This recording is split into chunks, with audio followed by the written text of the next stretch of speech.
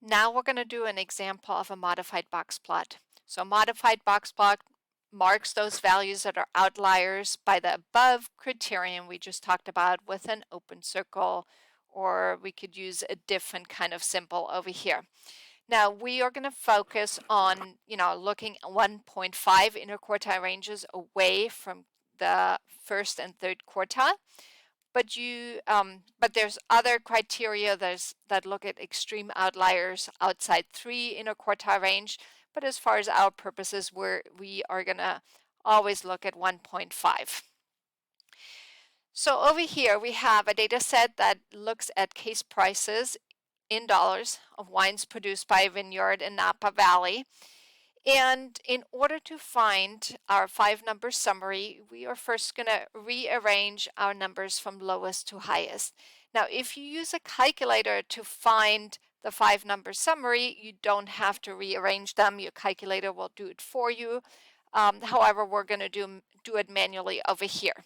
So I always, if I do that, I'd like to cross it out as I go, just to make sure that I don't forget anything. And so be very careful when you're rearranging from smallest to highest. So it looks like 122 is the next lower number. And then we have 127, 128. So we have two 128s, we have 129, 135. We have two, oh, see, there we go. Let me go back. There was 132, which I skipped.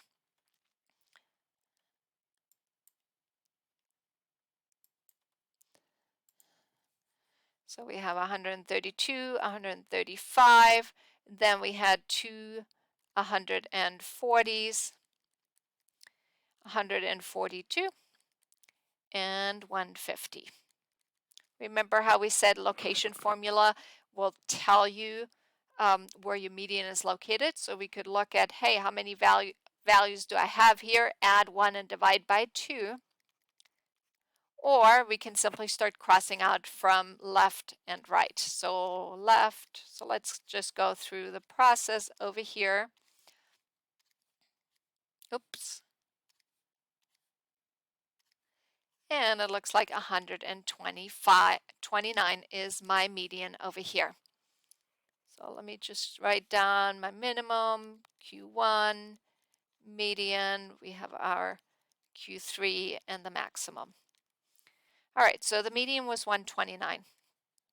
Now we're going to do the same thing. So if the median is a value in the middle, we're actually going to exclude it from our calculation for finding Q1 and Q3.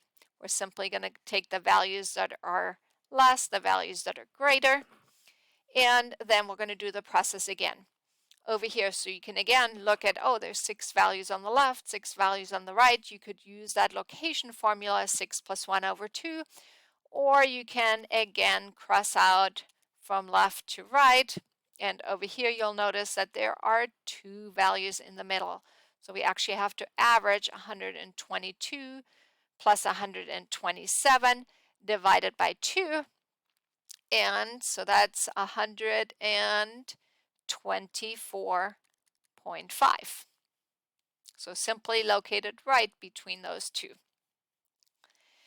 We're going to do the same thing over on the right. So again, 6 values on the right, so we could use that location formula, or we can cross out over here.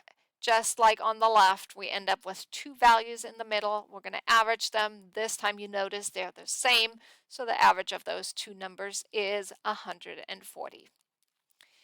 Our minimum was 67, and our maximum was 150. So that is the 5-number summary, just like we did it before. Next, we're going to calculate our interquartile range. So remember, the interquartile range is Q3 minus Q1. And so your calculator will give you the 5-number summary. It will not give you the IQR, but that's easy enough to calculate simply by subtracting the 2 values. So it's 140 minus 124.5, which is equal to 15.5. All right, next we calculate our fence values. So remember our lower fence value was Q1 minus 1.5 times the inner quartile range, and Q1 is 124.5 minus 1.5 times 15.5. That gives us a lower fence value of 101.25. Our upper fence is Q3 plus 1.5 times the inner quartile range. Q3 again, we calculated or found. We're going to add 1.5 times our IQR, which gives us an upper fence value of 163.25. So next we're going to draw our modified box plot over here. So first we're going to check, are there any outliers? So let's go back to our data set. We're going to see, is there a value less than 101.25, or is there a value greater than 163.25? So in our data set, we had a few values less than 101.25, and so that would be 67 over here. We have 90. And then we're going to check, is there a value greater than 163.25? And we can see on that side we do not have an outlier over here. All right, so the lowest value that is not an outlier is 122. So that's an important marker on our graph. So on our graph, we will have 67 and 90 as an outlier. Our whisker will start at 122, go to Q1, which is 124.5. Our box will go from 124.5 to 140 from Q1 to Q3. The median will be a line inside at 129, and then we determine that there's no outliers on the right side, so our upper whisker is going to go up to 150. So here is our dot at 67. Here's our dot at 90. Both of these are outliers. Our whisker starts at 122. It's going to go up to Q1, which is 124.5. The box goes from 124.5 to Q3, which is 140. Our median is a line inside at 129. And then our upper whisker goes up to 150.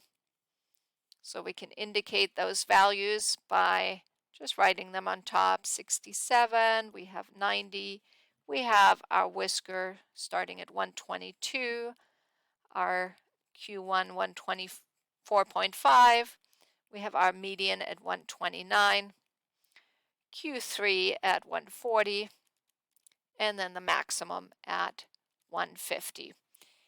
The most common mistake that people make is that they extend the whisker up to the lower fence. So keep in mind that our lower fence value is just an imaginary line. So I can, draw a little line over here, and it just, tells me that anything less than that would be considered an outlier.